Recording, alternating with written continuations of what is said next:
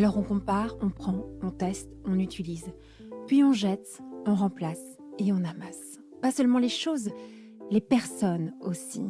Nos relations amoureuses et sexuelles sont à l'image de la société de consommation dans laquelle nous avons grandi. Pourtant, nous voulons être aimés. Être aimés durablement, être aimés pour ce que nous sommes. C'est notre désir le plus profond. Alors pourquoi y renoncer puisque c'est possible de le réaliser? Je suis Thérèse, la cofondatrice de SEM, et vous écoutez Love Care, le podcast de l'amour durable. Il aime sa famille avant tout, ses amis, les gens passionnés. Il aime les choses simples, il aime la nature, la mer, le bassin d'Arcachon. Il aime la bonne bouffe, le bon vin, la vie. Le sport aussi, même s'il n'en fait pas assez. Bonjour Benjamin. Bonjour Thérèse. Merci d'avoir accepté de nous rencontrer. Je suis très heureuse de te voir pour 2 raisons. La première, c'est que je suis archi fan de ta marque, Monsieur Marguerite, que je trouve magnifique. Donc d'abord, j'aime ce que tu fais. Tu as fondé cette entreprise. Comment tu la qualifierais? Moi, je dis qu'elle est magnifique. Toi, tu dirais quoi? Qu'elle a une belle mission et qu'elle embellit la vie des gens, puisque nous faisons de jolis bouquets de fleurs que nous livrons partout en France et du coup, il y a vraiment ces 2 aspects. Embellir la vie des gens est quelque chose d'assez fort, quand on veut faire quelque chose qui a du sens et en plus de ça, quand ces fleurs ont un sens assez particulier, c'est encore plus chouette. Et c'était la deuxième raison pour laquelle j'avais vraiment envie de te rencontrer, c'est que chez Monsieur Marguerite, vous avez comme slogan «Cultivons l'amour». Alors forcément, chez SEM et ce podcast Love Care, j'avais envie de parler avec toi de ce que tu fais, parce que c'est pas une entreprise comme une autre. Elle a aussi un objectif de cultiver l'amour, comme vous dites. Pourquoi vous avez choisi ce slogan? Parce que c'est un représentatif de nos valeurs et du sens que nos produits ont pour nos clients. Nos valeurs, parce que d'abord l'amour fait partie de nos 4 valeurs, fondamentales avec, la justesse, l'authenticité. Du coup, c'est quelque chose qui est très important et cultiver parce qu'en fait on est, au-delà d'être un fleuriste, on est avant tout en lien avec, notre industrie et tous les horticulteurs, qui sont des producteurs, des agriculteurs et puis finalement, cultiver l'amour est quelque chose qui t'intéressait parce que je suis intimement convaincu que, l'amour se cultive vraiment. Il n'est pas, comme ça, il faut l'entretenir, le cultiver pour qu'il soit, chaque jour, encore plus fort. Et pas que l'amour, enfin chacun a sa définition de l'amour, mais là, il s'agissait pas de l'amour, entre 2 personnes, forcément, mais plus d'amour, avec une définition, plus universelle. L'amour comme une belle énergie nécessaire à tous. Magnifique. On commence déjà, on est dans le vif du sujet. L'amour, ça se cultive, tu nous dis, et tu as raison de dire ça, et toute forme d'amour. Est-ce que tu t'es déjà posé la question, pourquoi est-ce que les gens offrent des fleurs? Oui, parce que c'est un produit vivant. C'est un produit vivant qui est traditionnellement, celui qu'on offre quand on voit pas les gens et du coup, c'est une pensée qui va rester, qui est vivante, qui est colorée et qui a du sens. Et du coup, c'est ça qui fait que le produit est très offert entre les gens et nous, on a une petite phrase avec une petite dédicace à quelqu'un que j'apprécie beaucoup qui s'appelle Valérie, qui nous dit: «On ne dit jamais assez aux gens qu'on aime, qu'on les aime». Et on se le dit souvent et même dans ma vie perso, je le pense. C'est toujours vrai, même en me le disant. Je pense que la règle reste vraie et on le dit pas assez et les fleurs sont pour les gens un sacré moyen de dire aux gens qu'on les aime. On l'a très bien vu pendant le covid où on a envoyé énormément de fleurs pour des gens qui n'allaient pas voir leur famille, leurs parents, et pour lequel le bouquet de fleurs, la petite attention fleurie était un vrai moyen de communiquer. On ne dit pas assez aux gens qu'on aime, qu'on les aime. Alors là, toutes les personnes que j'aime sont en train de défiler dans ma tête et je réalise que tu as raison, Benjamin. Et je pense par exemple à mes grands-mères que je vois rarement car j'habite assez loin de chez elles et je sais qu'un bouquet de fleurs les remplirait de joie. Et est-ce que tu t'es déjà posé la question de pourquoi est-ce que les fleurs, ce présent en particulier, donnent tant de joie? Alors déjà, culturellement en France, les fleurs sont offertes à des femmes. Culturellement, on attend qu'un homme offre des fleurs à une femme. Alors, bon, c'est l'histoire qui a fait les choses comme ça, mais on offre, des fleurs à un homme, ça fait tout autant plaisir, ou en tout cas, les hommes prennent tout autant de plaisir à les admirer sur une table, dans un Oui. joli vase et tout ça. et parce que c'est un vrai élément de déco, mais plus que ça dans une maison. Et du coup, je pense que culturellement, il y a ce rapport à l'amour, à la reconnaissance, au plaisir. C'est ça qui fait que les fleurs sont un produit qui sont si particuliers à recevoir. Il y a beaucoup d'émotions quand on reçoit les fleurs. Et nous, on le voit, alors petite anecdote de notre vie d'entreprise, mais on reçoit des mots écrits, manuscrits, de personnes d'un certain âge. On voit qu'ils pleuraient en l'écrivant, des messages avec énormément d'émotion pour nous remercier du travail qu'on faisait, de la beauté des fleurs qu'on livrait, tout ça. Ce qui est pour nous, ce sont des livres d'or qu'on garde, qu'on a ici, parce que c'est absolument clé. C'est la raison pour laquelle on bosse et on se lève tous les matins. Et puis à côté de ça, quand on a un bouquet à 5 minutes de retard, on peut recevoir des mails incendiaires. Et du coup, il y a à la fois ce côté complètement surréaliste autour de l'émotion suscitée par le produit. Quand tout va bien, c'est extraordinaire. Et quand tout va mal, on a l'impression que c'est une greffe qui a pas pris, quoi. C'est fou, donc c'est très chargé émotionnellement, quoi. C'est Il y a très, quelque très chose chargé. et avec ce produit en particulier, on est d'accord? Ouais. Avec les fleurs, avec ce Mmh. que ça vient, Mmh. provoquer, donc c'est chargé émotionnellement. Tu disais aussi, on offre des fleurs pour, s'exprimer l'amour dans des moments joyeux. J'imagine, une naissance, un mariage, je sais pas, un événement festif de famille. On offre aussi des fleurs dans des événements plus douloureux? Ouais, alors, le marché de la fleur, en fait, il y en a 20 qui est fait pour le deuil. D'accord. Le marché en France, c'est comme ça qu'il est structuré. Donc le deuil, c'est, pour des condoléances, pour un cimetière, et du coup, c'est quand même énorme. Donc il y a 80 de moments plus joyeux et 20 de moments moins joyeux au sens de notre rapport à la mort, mais pour autant, c'est quand même une fête. Enfin, c'est pas festif au sens, joyeux, mais la mort reste une fête et ça fait partie des grands challenges qu'on a nous. On aimerait être meilleur dans la façon d'adresser ce marché qu'on n'adresse pas aujourd'hui, mais avec un discours beaucoup plus, justement autour de l'amour. Tous ceux qui ont des idées, de savoir comment aborder cette notion de l'amour autour des condoléances, c'est quelque chose de très fort et on n'est pas en train de c'est pas un petit sujet, en fait. Non, c'est pas un petit sujet parce qu'il y a la mort. Comment est-ce qu'on adresse, voilà, comment est-ce qu'on montre, manifeste notre amour dans cette étape-là de deuil. Il y a aussi, je pense aussi à la maladie. Là encore, hier, on a appris qu'une de nos connaissances, de nos amis était malade et la première chose qu'on a faite, c'est lui envoyer un bouquet de fleurs. Et puis, il y a aussi dans des périodes difficiles de la vie qui ne sont pas des maladies, on n'est pas à l'hôpital, mais des périodes où on peut être triste. Je pense à des périodes de rupture amoureuse, des périodes de déprime. Les fleurs aussi ont un impact. Et j'avais envie de te partager cette histoire parce que c'est pas seulement que dans les bons moments. Moi, je me souviens d'un jour, j'allais vraiment pas bien. J'étais vraiment au fond du trou. J'étais terriblement triste et déprimée. Et je le confiais à une de mes amies et je pleurais toute une soirée de déprime. Et je pouvais pas partir dans cet état-là et pourtant il était tard, il fallait que ça arrête la discussion et elle m'a pris une fleur qu'elle venait de recevoir dans un bouquet. Elle m'a dit: «Tu prends cette fleur, cette rose et quand tu vas pas bien, quand tu es triste, tu vas respirer le parfum de cette rose et ça va t'aider à rester présente et de pas partir dans tes pensées noires». J'ai fait cette expérience, je suis partie avec ma rose, donc trop drôle et je sniffais ma rose jusqu'à chez moi, je la respirais et ça m'a vraiment aidée. En fait, c'est comme si le parfum de la rose me ramenait dans le réel au lieu de me laisser vraiment engouffrer partir vraiment dans mes idées noires qui m'habitaient à ce moment-là. Et j'ai gardé de cette expérience le fait que l'odeur et la fleur pouvaient nous permettre de sortir aussi d'expériences plus douloureuses. Et ça m'est arrivé dans mon cabinet quand je reçois des personnes qui vont pas bien, et puis c'est c'est le cas de beaucoup de personnes qui viennent me voir, mais quand je sens que l'heure et demie est terminée, il faut s'arrêter et que la personne n'est pas bien, je vais couper une fleur sur ma terrasse. J'ai la chance d'avoir une terrasse et d'avoir des fleurs dessus. Et je leur donne pour rester en contact. Ça te parle ou pas Ouais, ce que je te bien raconte sûr, comme ouais, évidemment, expérience? ouais. Ouais, Ouais. le rapport au produit est fabuleux. On a ça quand ça va pas bien, mais en fait, juste la fierté, faut faire l'exercice de planter quelque chose dans un jardin ou sur une terrasse, dans un balcon. Quand vous voyez que ça pousse et qu'il y a une fleur qui prend vie, personne ne peut rester insensible.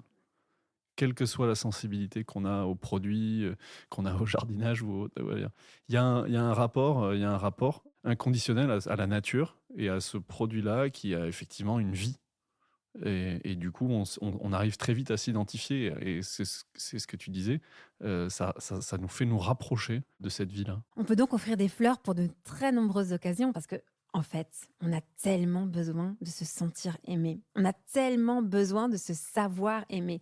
Ça nous rend vivants, ça nous donne aussi la force pour traverser les épreuves de la vie. Mais l'amour, chez Monsieur Marguerite, ce n'est pas seulement une de vos valeurs, c'est aussi une aventure que toi, Benjamin, tu as décidé de vivre en épousant ta femme, en fondant ta famille. Et est-ce que l'aventure entrepreneuriale que tu mènes est compatible avec l'aventure du mariage et de la famille? Et je te pose très sincèrement la question parce que j'entends autour de moi des couples qui se portent mal, très mal, depuis que l'un ou l'autre se donne à corps perdu pour son entreprise. Ça me parle, ouais, ça me parle beaucoup. Moi, Monsieur Marguerite est né en mai 2016 et mon premier fils est né en octobre, le 6 octobre. Donc on va dire que Monsieur Marguerite est vraiment notre quatrième enfant, le premier qui est né et c'est une aventure incroyable qui en serait peut-être pas là où elle en est aujourd'hui si j'avais pas eu, femme et enfant. Pourquoi tu dis Et ça? parce que, je suis convaincu qu'on prend, dans la vie d'un entrepreneur, on prend des décisions aussi en rapport avec sa la vie perso et que ma vie perso a été très rythmée et du coup, on a pris des décisions, parfois bonnes, parfois mauvaises, mais en tout cas, là où on en est aujourd'hui, c'est le résultat de plein de décisions prises dans un contexte perso et familial qui a été ce qu'il était. Donc c'est très positif ce que je veux dire, mais la grande difficulté, c'est que moi je suis un entrepreneur, je suis passionné par ce que je fais. Je suis un très gros bosseur, mais très gros bosseur au sens, je suis plutôt enfin, je fais partie de ces gens, j'avais entendu ça, je me voyais assez bien dans cette image, mais je suis plutôt un homme de devoir. Donc, que ce soit dans le boulot, mais dans la vie perso aussi. Donc quand il y a quelque chose à faire, je contourne pas un problème, j'y vais et je le prends à bras le corps. Et dans tout ça, ça veut dire que j'ai beaucoup bossé, parfois au détriment d'un équilibre, dans ma vie familiale, évident.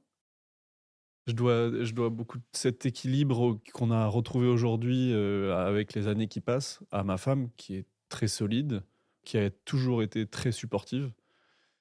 Celle qui a pu te dire parfois: «Eh oh, notre couple, ne l'oublie pas. Tu cultives l'amour là dans ta boîte, mais attention Non qu'on mais puisse le c'est vivre». non mais Parce que c'est c'est vrai. exactement ça. Non mais c'est exactement ça. Tu dis des choses, mais attends, mais là, enfin, il y a vraiment des moments, très durs, mais on est un couple, on a toujours, enfin moi j'ai toujours su, mais c'est pareil pour Julia, on est un couple très solide et on le savait. Et un couple très solide, on se dit, bon voilà, c'est une petite tempête, organisationnelle. Il y a plein de choses qu'on fait pas, on prend pas assez de temps pour nous, mais c'est un passage. On fait le dos rond et on y va. Et attends, comment tu sais que vous êtes un couple solide? Ou bien comment vous avez fait en sorte que votre couple soit solide? J'aime beaucoup ta façon dont tu exprimes les choses et ça rejoint ce qu'on essaye de développer ici dans ce podcast, l'amour durable, mais pas durable, genre durer pour durer, coûte que coûte. C'est vraiment qui est solide, qui est Alors ancré, qui est stable. C'est moi, alors j'ai vraiment une théorie, j'ai vraiment enfin, c'est pas une théorie, hein, c'est une façon de concevoir le truc. C'est assez pragmatique, je suis quelqu'un de plutôt pragmatique et ma femme aussi. Mais le jour où on s'est rencontrés et quelques heures après vraisemblablement, je le savais, pas parce que c'est un coup de foudre, mais parce qu'en fait, on est assis sur les mêmes valeurs. ça, tu Il y a l'as senti il y a parce des que choses, qui sont implacables pour moi, les valeurs de la famille, des valeurs très humaines, un raisonnement, équivalent sur beaucoup de choses de la vie, mais lié à des valeurs, à une éducation, à une façon d'avoir grandi et de prendre, tous les sujets de la vie et comme c'est quelqu'un avec qui on se ressemble, c'est qui se ressemble s'assemble ou oui, mais je rebondis parce que tu dis: «Qui se ressemble, ça semble», mais qui se ressemble sur le fond, quoi. non, C'est mais ça, bien sur des sûr. valeurs Mais de voilà, fond. C'est vrai que c'est très c'est pour ça que fort. je dis Ouais. qu'ils se ressemblent, ça semble, c'est pas forcément, c'était pas ça, enfin, je pense que c'était pas forcément ça. Il y avait les valeurs C'est des valeurs, où il y et avait une ressemblance dans les valeurs. Il y voilà, avait quelque chose là dans le c'est fond. les valeurs et j'en ai longtemps parlé avec certains amis, à un moment où nous, on était mariés et mes amis non. Est-ce que vous avez des valeurs communes? Est-ce que les éléments fondamentaux de la vie, vous les partagez? Mais vraiment de façon très, très naturelle. Si la réponse est oui, il y a quasi aucun doute à se faire, à avoir sur ça. Et du coup, on savait qu'on était solide, mais pour autant, moi, j'ai sans doute eu trop en tête ça. Parce que j'aurais pu beaucoup plus, cultiver l'amour, parce que ça aurait apaisé plein de choses et puis en même temps, voilà. Alors là, Benjamin, tu soulèves deux dimensions fondamentales de l'amour. Il y a cette évidence, on partage des valeurs en commun, je te reconnais comme mon semblable, je t'aime quoi pour ce que tu es. Et puis, de l'autre côté, il y a cet amour qui se construit, qui s'entretient, qui se cultive. Vraiment, dans l'amour, il y a j'aime et je veux aimer. Voilà, bah, c'est ça, c'est vraisemblablement, le continuer à développer cette relation qui est difficile à avoir dans un contexte de beaucoup de travail, d'enfants en bas âge. Hugo a 5 ans, enfin aujourd'hui, Anaë a 2 ans, Jeanne a 1 an, Anaë a 3 ans, pardon. Du coup, ils sont très rapprochés. Et ce qui met quand même la vie de couple dans une petite, seringue, j'ai l'habitude de dire dans une petite seringue, c'est compressé, la vie est tellement intense qu'on en oublie un petit peu les éléments fondamentaux du couple, qu'il faudrait pas oublier, qu'il faudrait toujours arriver à avoir un équilibre, mais voilà. Oui, parce que les enfants, ça grandit, hein. Moi, mes enfants, ils ont grandi et je me dis: «Mais c'est fou parce que cette période-là de la petite enfance, elle ne dure pas». Tous les jeunes parents qui se disent: «Oh là là, comment on va s'en sortir?» Un jour, ils grandissent bien plus vite que prévu et c'est vrai que comment est-ce qu'on a continué à cultiver une relation, ou pas, ça, c'est vraiment important. Mais ce que j'aime beaucoup dans ce que tu apportes aussi, c'est que quand on a construit cet amour et qu'il est solide, s'il y a une tempête, ben, c'est pas grave. On peut accepter qu'il y ait des moments de tempête, des moments de rush, des moments où on est moins présent. Tu vois, je trouve ça assez déculpabilisant comme discours parce qu'on pourrait avoir l'autre tendance de dire bon, il faut cultiver, c'est-à-dire il faut avoir, il faut parfait, avoir son petit rendez-vous une fois par semaine pour discuter l'un et l'autre. Il faut avoir son week-end une fois tous les 15 jours ensemble, etc. Et puis on se dit mais je suis pas à la hauteur, j'y arriverai pas. C'est ok si on n'arrive pas, c'est pas grave. Il y a des périodes de la vie où on est dans des tunnels, puis des périodes où on a plus le temps. Et Le tout, c'est de trouver et chacun a son épanouissement, dans son couple ou dans sa vie de famille. Nous, quand on l'a pas eu tous les 2 parce que en tant que couple, parce que le temps, enfin les moyens manquaient en fait autour de nous. On a nos familles qui sont loin, donc on pouvait difficilement se libérer des enfants, voilà. Cet équilibre et cet épanouissement, on l'avait en famille. C'est-à-dire que voir, nos enfants, grandir et leur apporter une tonne d'amour tous les jours, c'était finalement ce qui nous galvanisait à tous les 2, aussi dans notre relation de couple et de parents, et je pense que c'est hyper important. Mais comme tu dis, les enfants grandissent. mais donc, quand tu regardes tes années d'aventure entrepreneuriale, si aujourd'hui tu es face à quelqu'un qui monte sa boîte, est-ce que tu auras un petit conseil, une chose, tu dis, tiens ça, un petit point de vigilance ou un petit conseil pour pouvoir préserver à la fois sa relation conjugale et sa relation familiale, tout en étant investi, passionné, engagé dans un projet d'entreprise. Alors je crois qu'il y a vraiment une différence à faire entre ceux qui sont en couple et ceux qui ont des enfants. Parce qu'en couple, on arrive toujours à trouver du temps à 2 normalement. Même quand on est un gros bosseur, on arrive toujours à trouver du temps à 2.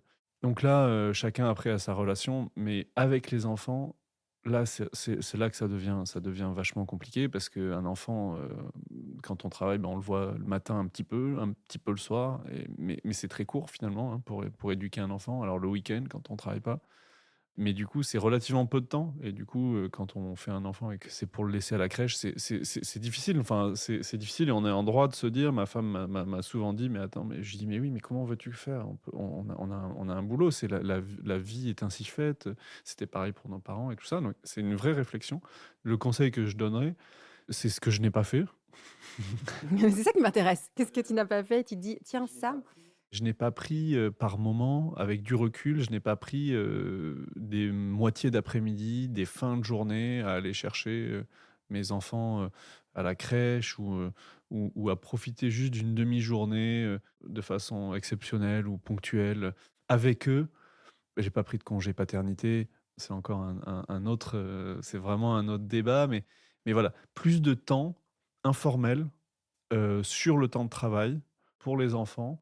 C'est quelque chose que j'aimerais vraiment arriver à faire maintenant, parce que bon, après on peut toujours le faire, donc j'ai encore quelques années, pour leur offrir ces moments. Ça rend pas, difficile la vie d'entrepreneur, enfin ça met pas en péril, une entreprise, de prendre 2 heures de plus, dans une semaine. Donc c'est vraiment penser à ces moments pour pas les regretter, et par moments, je me dis, «Ah là là, je l'ai c'est vrai que, il a judo, il adore quand je viens le chercher au judo, il faut que j'arrive à le faire, pourquoi pas toutes les semaines quoi, dans l'absolu». Des petits Mmh, trucs parce que oui, mais tu dis petits trucs, ce que tu appelles petits trucs, ça s'appelle les moments de qualité ouais. et de se dire, voilà, peut-être qu'en temps, en quantité, tu as moins parce que tu investis, dans tout ce projet-là, mais En revanche, tu peux t'accorder des moments de qualité Mmh, avec les personnes que tu aimes, les exactement. enfants, ton conjoint. Et c'est tellement qualitatif que ça remplit notre réservoir affectif. On a besoin de ça. Et je me dis, tiens, dans cette discussion avec toi, Benjamin, on vient de parler de deux langages d'amour. Il y a le cadeau. Une façon de dire je t'aime à quelqu'un, c'est de lui offrir un cadeau, comme les fleurs sont un cadeau magnifique pour dire je t'aime à quelqu'un. Et là, tu parles d'un autre langage de l'amour qui est ce moment de qualité, même si c'est peu de temps, mais vraiment d'être présent à la personne qu'on aime pour lui dire je t'aime et de créer du lien, de la connexion. Ça peut être, moi je trouve que c'est une clé fabuleuse parce que pour toutes celles et ceux qui nous écoutent en disant mais j'ai peu de temps disponible, que le temps qu'on a, voilà, on soit vraiment présent. Et ce temps, c'est vrai que quand c'est en pleine journée, par exemple, j'ai du mal à quitter mon téléphone. Donc forcément, les enfants, ils ont grandi avec le téléphone de papa et maman à côté et en fait, c'est terrible. En fait, mais c'est franchement, je le dis, c'est vrai que c'est terrible, mais le moment qualitatif, c'est vraiment uniquement avec, l'un ou l'autre des enfants et du coup, on l'a initié, où on fait des temps pour soi et du coup, on passe chacun, un petit moment, mais seul avec, l'un ou avec l'autre et du coup, ils sont super contents. On fait un temps précieux Oh, c'est trop mignon, il dit ça. ouais Un temps précieux. du C'est coup, c'est adorable. vraiment un moment à 100 Ouais. sans rien d'autre. Ça, je conseillerais pour ceux pour qui c'est pas naturel, comme n'a pas été naturel pour moi de le faire en en direct ou en tout cas avant, de se forcer un petit peu, ça deviendra très vite naturel parce que c'est fabuleux. Ça apporte beaucoup de bonheur, ça apporte beaucoup d'amour, on en reçoit aussi beaucoup et ça, c'est une autre partie de l'amour. Dans le cultiver l'amour de Monsieur Marguerite, ça fait aussi partie des choses, quand on en reçoit beaucoup, on est juste heureux.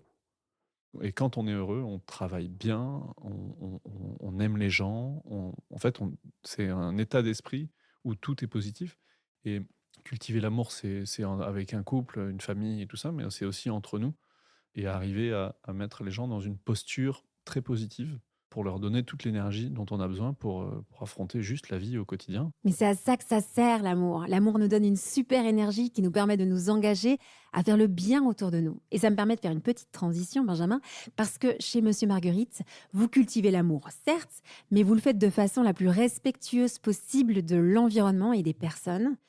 Vous êtes une entreprise engagée dans la transition écologique. Cet engagement fait partie de votre ADN.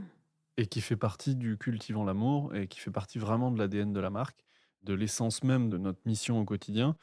Un bref mot pour que tout le monde puisse comprendre, mais les fleurs que vous avez chez le fleuriste, 9 fleurs sur 10, elles sont importées et viennent de l'autre bout du monde. Amérique latine, Afrique, ou et en voyageant en avion, ou elles viennent des Pays-Bas, dans des serres chauffées, éclairées, tout au long de l'année, ce qui en fait un impact environnemental qui est absolument dément. Un bouquet de roses, c'est l'équivalent, c'est comme si vous offrez un réfrigérateur en impact carbone à la personne à qui vous offrez un bouquet de vin rose. C'est incroyable ce que tu dis là, parce que je pense qu'on est tous, enfin, on l'ignore tous, Mais absolument on tous. ignore tous, on a depuis une quinzaine, vingtaine d'années eu notre transition sur l'alimentaire. On connaît bien l'alimentaire maintenant, on mange beaucoup moins de tomates en hiver, il y a plein de choses assez raisonnables, mais le végétal, on a comme ça pousse, on a l'impression que c'est naturel. En fait, il y a rien de naturel, c'est une industrie qui est mondialisée. Bon, je pourrais en parler des heures, je vais m'arrêter là sur ce côté-là, mais ça reste un élément fondamental parce que, tout à l'heure, tu parlais, d'une rose que tu reniflais. Je dis renifler exprès. Parce qu'elle venait vraisemblablement de très loin et traitée avec des produits qu'il vaut mieux pas renifler. Et le premier geste, quand on reçoit un bouquet de fleurs, on met son nez dedans, je vous garantis, mettez votre nez dans n'importe quel bouquet, je vous garantis que ça sentira pas particulièrement la nature, parce qu'en fait, il y a rien de naturel. Et du coup, alors, pour parler de choses positives, parce que ça, c'est le constat. Oui, mais donc attends, juste déjà avec ce constat-là, tu vois, on pourrait avoir comme réaction, et on l'entend un petit peu, de se dire, finalement, toutes ces questions du couple, de l'amour, parce qu'on a commencé en disant on cultive l'amour, on peut offrir des cadeaux, etc., ça a un impact écologique, et donc il y a quand même un refus, pas de l'amour, mais quand même une remise en question quand même de notre façon d'aimer. Et donc on pourrait autrement se dire, bah alors on arrête d'offrir des fleurs, Benjamin, si ça a cet impact-là. Alors, c'est évidemment pas ce vers quoi il faut tendre, parce que je pense que c'est vraiment la fleur, si on ne la mange pas, je pense que c'est quand même un élément vital, un élément fondamental de nos relations et du coup, il y a des alternatives et sans être des alternatives parfaites et moi, je prône une écologie, pas pas, pas dans l'extrême, dans le rationnel, heu C'est quoi une écologie dans le rationnel? dans les valeurs de Monsieur Marguerite, il y a la justesse et pour moi, la vie est faite d'un équilibre entre l'environnement, une partie sociale et une partie économique. Quand cet équilibre est trouvé, vraisemblablement qu'on peut faire plein de belles choses.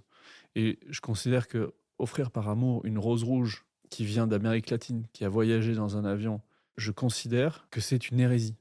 Alors même que je dis pas de ne pas offrir de fleurs, je dis juste que j'ai une fleur qui pousse en Île-de-France au même moment, qui a été cultivée par un couple qui fait un travail merveilleux, c'est non traité et dans un total respect de l'environnement. C'est à 50 kilomètres de la maison. Et c'est juste qu'on a pris des habitudes, et souvent de mauvaises habitudes, contre lesquelles Monsieur Marguerite se bat en essayant d'éveiller les consciences autour de notre sujet, du végétal, de la façon dont c'est produit, où c'est produit, comment c'est produit, par qui c'est produit, dans quelles conditions et tout ça. Donc on est sur un sujet qui est très vaste et très complexe parce que éveiller les consciences, c'est plutôt la mission on va dire d'un média, une marque qui a besoin dans cet équilibre, d'avoir un équilibre économique aussi. Ça prend du temps d'éveiller les consciences et une entreprise a aussi besoin de vivre et de grandir avec cet équilibre économique. Eh bien, nous, c'est notre mission de faire prendre conscience aux gens de ce problème-là en nous proposant toutes les solutions et amorcer vraiment la transition écologique de notre secteur avec, en favorisant, nous, chez nous, 100% des fleurs sont françaises et de saison, elles sont pas chauffées, elles sont pas éclairées. On perd plein de ventes parce que tous les jours, on a des coups de fil de gens qui veulent des roses. On est là en février, mais je suis désolé, j'ai pas de roses en hiver. Regardez votre rosier dans le jardin, il a pas de roses, donc j'en ai pas non plus. Par contre, j'ai des renoncules, j'ai des anémones, j'ai du mimosa, j'ai de la giroflée, j'ai plein de feuillages qui sont magnifiques, mais j'ai pas de roses. On n'en aura pas avant mai, parce qu'en France, la saison des roses, c'est à partir de mai, quoi, avril, mai. Donc voilà, il y a tout ce rapport au produit. Et nous, on a une démarche sans concession. On fait partie de ces marques où on dit ce qu'on fait, on fait ce qu'on dit. C'est avec beaucoup d'authenticité. On perd évidemment des ventes parce qu'il y a des gens en France, on achète 600 millions de roses par an. Ah oui, c'est énorme. Mais donc, parce qu'il y a encore tout cet imaginaire collectif autour de la rose et de la symbolique, etc. Donc là, c'est là qu'il y a quelque chose qui peut évoluer, changer.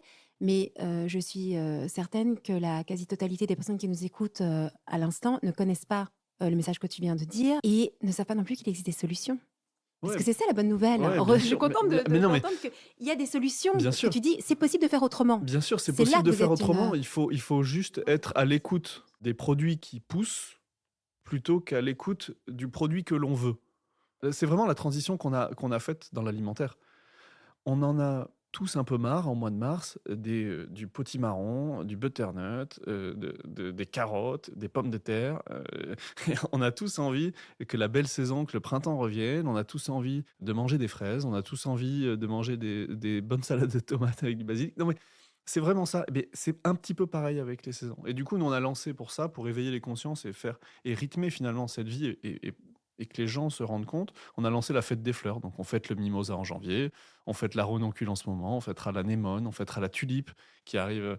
Voilà. Et finalement, ça crée énormément de plaisir et de satisfaction à tous nos clients parce qu'ils savent avec quelle force a notre proposition d'un point de vue impact environnemental. Oui, parce que ce que les gens veulent, c'est pas la rose. Ce qu'ils veulent, c'est de dire je t'aime. Ouais, Donc, s'ils comprennent qu'il y a d'autres façons de dire je t'aime, on peut s'en sortir. Il faut revenir sur le besoin profond. Simplement qu'on a associé la rose à exactement. l'amour et que c'est magnifique à certains moments, à certaines époques de l'année. Mais si on rejoint les gens dans leurs besoins profonds, on peut trouver des alternatives qui sont tout Exactement. à fait respectueuses de l'environnement, de la planète. Et donc, qui sont aussi en cohérence. C'est ça que j'aime bien aussi dans ce que tu dis, c'est que c'est totalement incohérent d'aller dire je t'aime avec une fleur qui vient de l'autre bout du monde Mm. et qui abîme vraiment notre environnement, notre Ouais, planète. exactement. C'est toute cette question d'équilibre et c'est pour ça que je disais que je prône une écologie pragmatique. C'est qu'il faut raison garder. Amorçons juste dans cette filière, amorçons quelle est la transition écologique de cette filière. Moi, j'ai entrepris avec cette idée de me dire, ma filière ne fait pas bien, il y a moyen de bien faire. C'est ma responsabilité d'entrepreneur que de bien le faire ou de faire mieux. Voilà, on n'est pas parfait, mais en tout cas, ce que je peux assurer, c'est qu'on le fait très, très bien au regard, du marché, de l'ensemble du marché, qu'on a encore une marge de progression qui est extraordinaire et qu'on a toute une industrie à fédérer autour de cette vraie révolution, hein, parce que c'est une vraie révolution. On parle d'une filière qui était très forte il y a 40 ans, qui est en décrépitude, depuis une trentaine d'années et du coup, il faut remonter toute une filière en France. On va y arriver, il va falloir du temps. Si la demande est là, Si les gens ont pris conscience de ça dans leur façon de consommer, et on parle de fleurs, on pourrait parler de plein d'autres produits, on y arrivera, c'est sûr. On y arrivera. Benjamin, c'est tellement inspirant de t'entendre.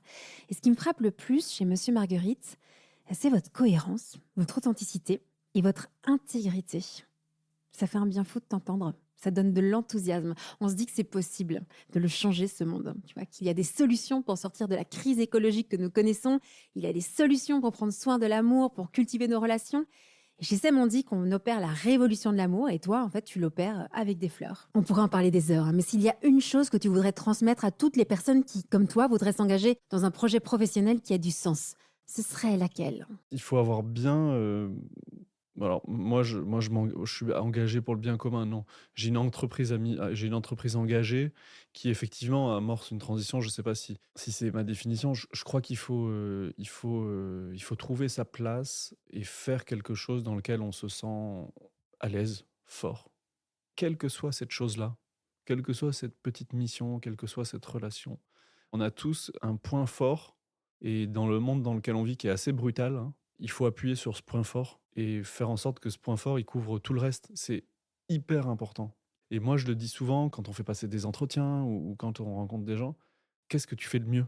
Dans quoi tu es vraiment fort? Parce qu'en fait, c'est ça qu'il faut faire aux gens. Et moi, en tant qu'entrepreneur, alors, on fait plein de choses, on fait beaucoup, beaucoup de choses, des choses sur lesquelles on est fort, des choses qu'on aime et des choses qu'on aime moins et voilà.